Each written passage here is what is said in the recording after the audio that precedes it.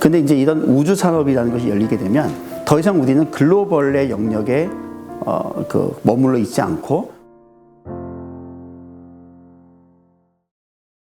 네, 안녕하십니까. 저는 경희대학교의 권호병입니다. 저는 그 학부는 경영학과를 나왔고요. 서울대 경영학과를 나왔고, 이제 석박사는 카이스트에서 했습니다. 그래서 먼저 인문계를 한 다음에 공학을 한 이제 융합 이제 연구원이라고 볼 수 있겠고요. 그 이후에 2002년도에 카네기 멜론 대학에 가서 그 유비쿼터스 컴퓨팅 프로젝트에 참석을 했었고, 그 이후에 한국에 와서 한 10여 년 동안 이제 많은 기관과 함께 관련된 프로젝트를 했었습니다. 근데 그러다 보니까 좀 약간 이제 융합적인 연구를 좀 많이 해왔었고, 그 결과 이제 유헬스케어라든가 스마트시티라든가 이런 쪽의 연구를 좀 많이 좀 해왔었습니다. 그래서 이제 이후에 이제 제가 이제 학교에서 또 이제 기획처장을 하고, 그 다음에 이제 부총장을 수행을 하면서 우리 대한민국의 그 미래의 먹거리, 뭘로 가야 될까? 이런 분야를 찾고 있다가 오늘 좀 같이 나누게 될 우주산업에 대해서 관심을 가지게 됐습니다. 우주산업에 대한 정의가 잘 내어진 것은 아마 OECD인 것 같습니다. 그래서 OECD 정의에 의하면 이제 발사체라든가 인공위성과 같은 우주기기, 이런 우주기기에 대한 제작과 그 다음에 그런 것과 관련된 제품과 서비스의 개발, 그 다음에 제공에 대한 모든 비즈니스를 다 합치는 거기 때문에 좁은 의미의 발사체나 인공위성이 아니라 거기에 관련된 모든 분야가 다 우주산업이라고 볼 수 있겠습니다. 우주산업이라는 것은 한마디로 얘기하면 인간이 정주하기 어려운 지역에서 사람들이 살 수 있도록 도와주는 모든 분야가 된다고 볼 수 있겠습니다. 예를 들어서 우리가 이제 행성을 만약에 간다고 한다면, 거기서 비즈니스를 한다고 한다면, 행성에는 이제 공기도 없고 물도 없고, 그 다음에 중력도 좀 약할 수도 있고, 이런 상황에서 그런 것들을 이제 극복하기 위한 여러 가지 많은 기술들도 필요하겠고, 그런 것에 관련된 많은 장치들도 필요하겠죠.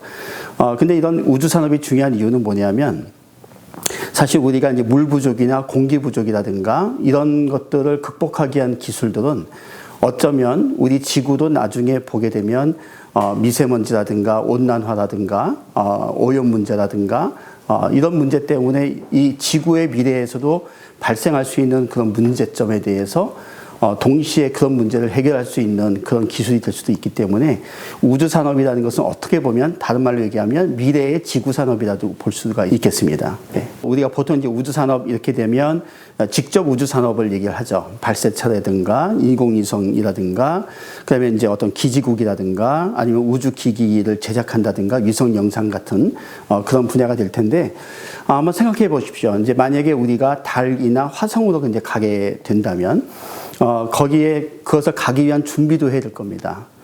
그리고 거기에 오랫동안 또 유영을 하거나 이제 여행을 하게 되면 이제 사람들이 거기에서 외로움을 느낀다든가 어떤 정신건강의 문제가 있을 수도 있겠고요. 그다음에 거기에서 정주하기 위해서는 또 식량의 문제, 이런 여러 가지 문제가 있고, 그러면 그것을 위해서 스마트팜이라든가 아니면 어떤 그 IT의 부분이라든가 물류 부분이라든가 관광이라든가 또 그런 것을 할 수 있는 어떤 경영 창업 분야라든가 이렇게 사실은 우주 과학이나 우주 탐사 외에 다른 많은 분야들이 함께 모여야 되는 일종의 융합산업이라고 볼 수 있겠습니다.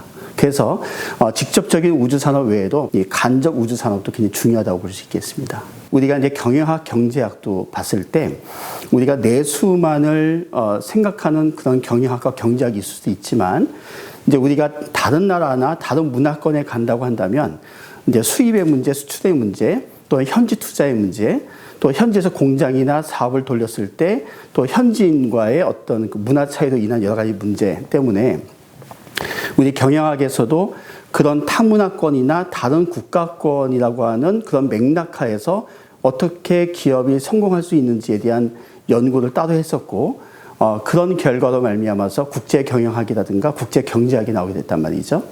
그러면 이제 국제경영과 국제경제는 다른 국가 또는 다른 문화권에 관련된 경영학, 경제학이라 본다면, 이제는 우리의 관점을 지구라고 하는, 글로브라고 하는 지구의 관점에서 벗어나서 달이나 화성과 같은 행성 관점으로 이렇게 보게 된다면, 그런 우리의 그 사업의 범위가 넓혀졌을 때 또 어떠한 그 전략이라든가 어떤 것을 준비를 해야 되는지에 대한 연구가 필요하겠고, 그것을 일컬어서 이제 행성 경영 또는 행성 경제라고 이름을 붙인 겁니다.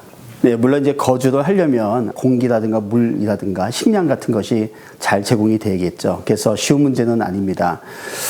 당장은 어렵겠지만 중요한 건 뭐냐면 지금 이미 전 세계에서 그런 정주가 가능할 수 있는 연구가 이미 시작이 되고 있다는 것이죠.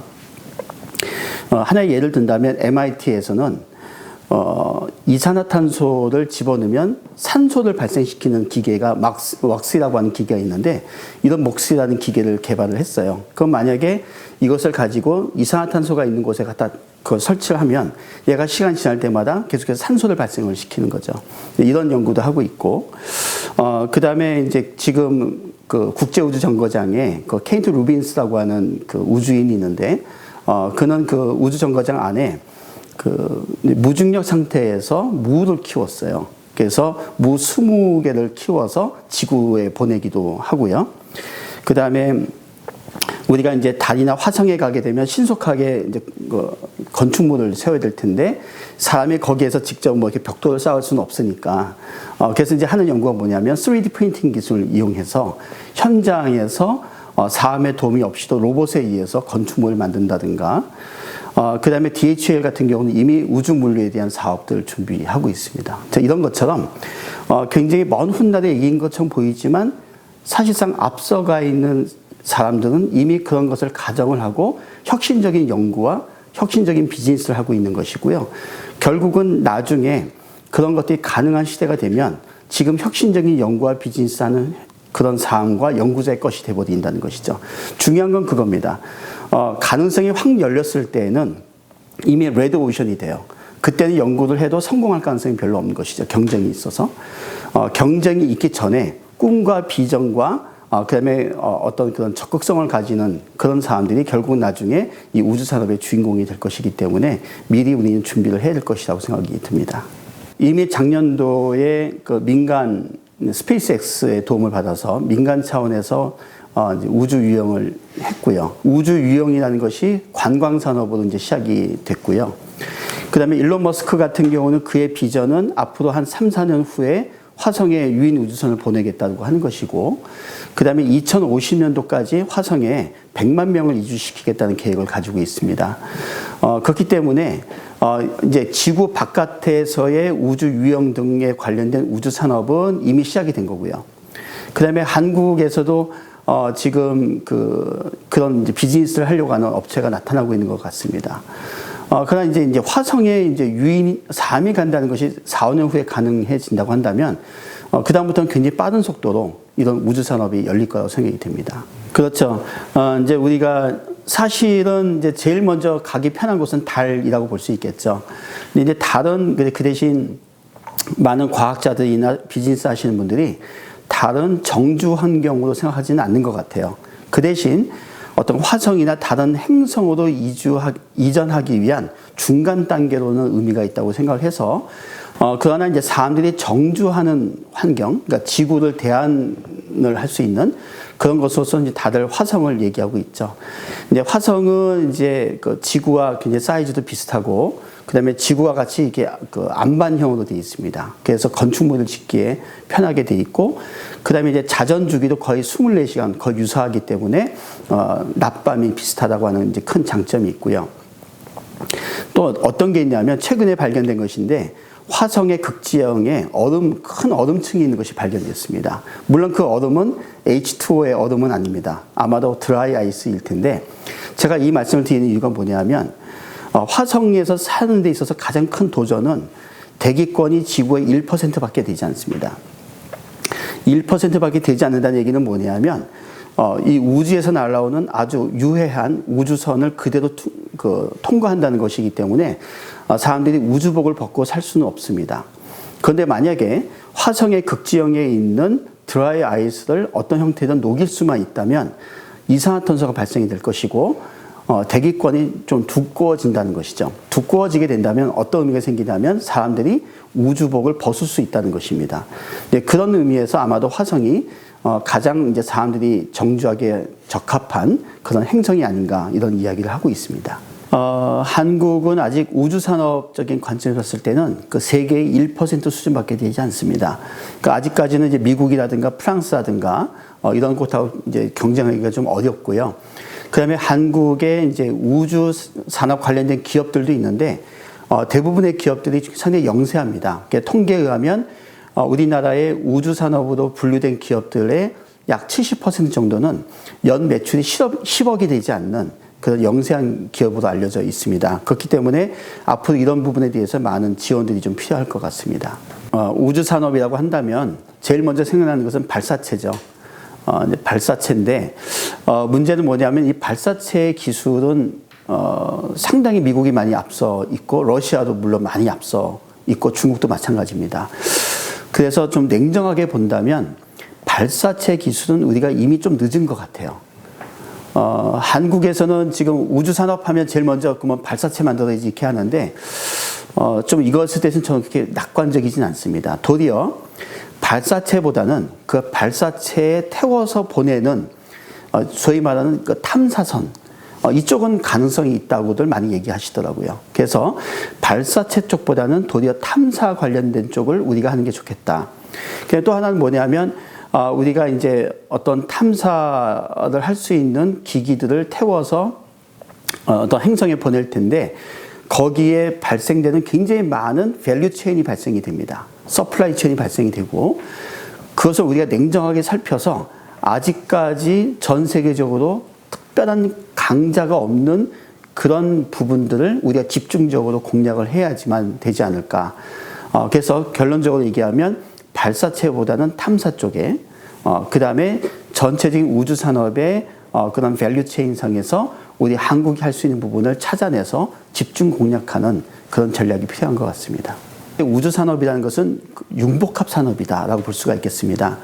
그 얘기는 뭐냐면, 이제 우주 탐사나 우주 과학 외에도 전자 분야, 기계 분야, IT 분야, 그 다음에 스마트 팜 분야, 그 다음에 경영 분야와 관광 분야까지, 그 다음에 헬스케어 분야, 이런 모든 분야가 함께 어울려져야지만 진정한 의미의 우주산업이 될 수가 있습니다. 문제는 현재 전통적인 이 천문 우주 관련된 학과, 인재 양성 사업은 아주 좁은 의미의 직접 우주산업에 관련된 인재 양성을 하고 있습니다. 물론 그것도 굉장히 중요합니다. 하지만 이제는 이제 우리가 우주산업 생태계를 우리가 구축을 해야 된다고 한다면 방금 말씀드린 그런 융복합적인 인재를 양성을 해야 되거든요. 그런 의미에서 새로운 커리큘럼이 좀 필요한 것 같고, 저는 그런 의미에서 우주대학이 필요하다.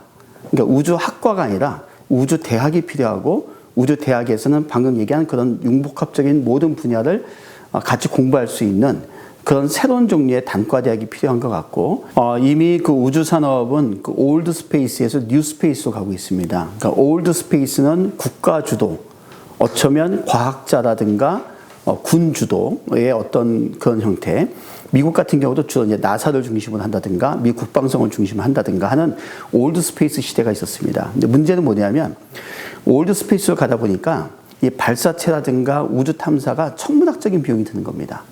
엄두가 안 나는 것이죠. 근데 갑자기 몇 년 전부터 일론 머스크에 의해서 스페이스X가 만들어지고 발사체가 갔다가 다시 돌아오는 일이 벌어지기 시작했습니다. 그 얘기는 뭐냐면, 이제는 그 우주 탐사에 들어가는 비용이 굉장히 효율적이 되게 된다는 것이죠. 그래서 이미 미국도 뉴스페이스를 지향하면서 이런 우주 산업에 관한 많은 분야들을 민간으로 이양을 시키고 있습니다. 지금 예상에 의하면 예를 들어서 10kg 정도의 물건을 달이나 화성으로 보낸다고 했을 때, 예를 들어서 10kg 물건이 한 10억 정도 든다고 한번 가정해 보겠습니다. 하지만 이제 수년 내에 예상컨대 이게 민간화되면 이런 것들 보내는 물류 비용이 10분의 1에서 100분의 1까지 떨어진다고 합니다. 그러면 10kg짜리 어떤 물건을 보내는데 수십억이 드는데 이게 수천만 원밖에 들지 않는다. 그러면 얘기가 달라지기 시작합니다. 그러면 수천만 원 정도의 장비를 가지고 그러면 우리가 그 바깥에 나가서 한번 실험을 한번 해보자.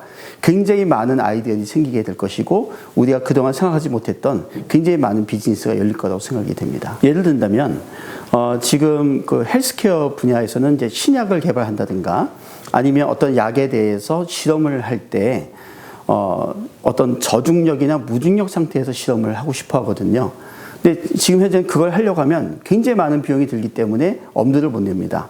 근데 그런 의료 시설을 하기 위한 그런 준비를 예를 들어서 뭐 수천만 원 내지 수억만 가지고도 할 수 있다 한다면 전에는 비용이 비싸서 엄두 내지 못했던 그런 실험들을 우주에서 할 수가 있는 것이죠. 이제 그렇게 됐을 때 새로운 신약을 만든다든가 아니면 어떤 새로운 실험을 한다든가 이런 게 가능해지고 그래서 이제 그런 것이 제약이라든가 헬스케어에 굉장히 그 많은 변화를 가져올 수 있거든요. 근데 그런 형태의 생각하지 못했던 새로운 비즈니스가 가능하다는 얘기고요.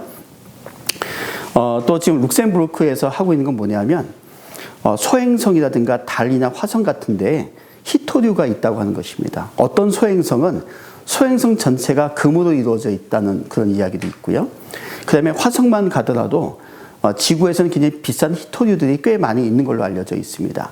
그러면 이제 중요한 건 뭐냐면 이제 거기에 가서 그것을 캐가지고 가져와야 될 텐데 이것을 가져오는 물류 비용이 비쌀 때는 거기에 그런 히토류가 있다는 것을 알면서도 할 수가 없겠죠. 그러나 이제 값이 싸지게 되면 거기에서 그것을 캐가지고 지구로 가져오는 것이 경제성이 있기 시작합니다. 일종의 그 옛날 미국 서부 개척 시대가 열리기 시작하는 것입니다. 전에는 너무나 비쌌기 때문에 못 가지만 경제성이 생기게 되면 이제 그런 것들로 가능하기 때문에 굉장히 많은 산업이 열릴 거라고 생각이 됩니다. 제일 중요한 변화는 사람의 인식의 변화인데요.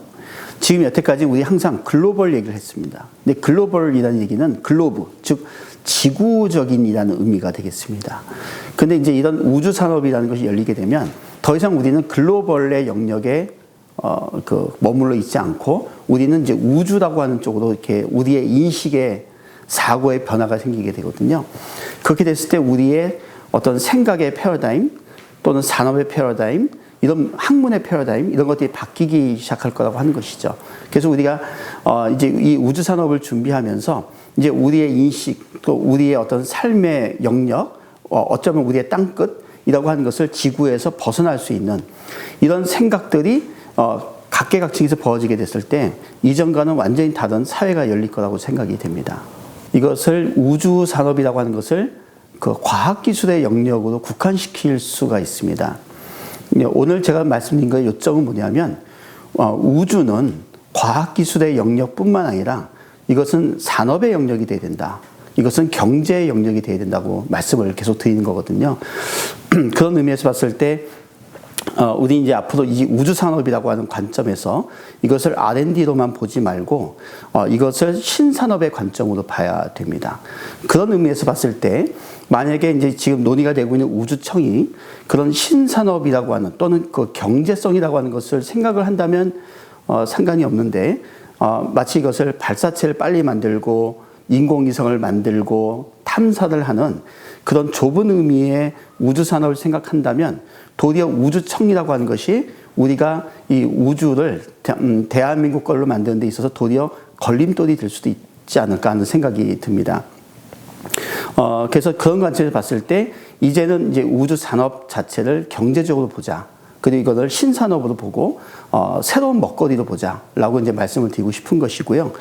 그런 측면에서 봤을 때 이제 우리가 지원을 해야 될 우주 기업도 어떤 그런 망원경을 만든다든가 탐사체를 만드는 기업만 우주 기업이 아니라 예를 들어서 이 우주나 행성의 이미지를 가지고 와서 어떤 행성에 어떤 곳이 정주하기가 적당한 곳인지를 이미지로 분석하는 딥러닝 업체가 있을 수 있어요.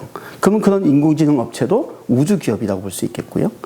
그 다음에 이제 행성에 직접 가기 전에 지구에서 그 행성에 거주하기 위한 연습을 어디서 할 수 있겠습니까?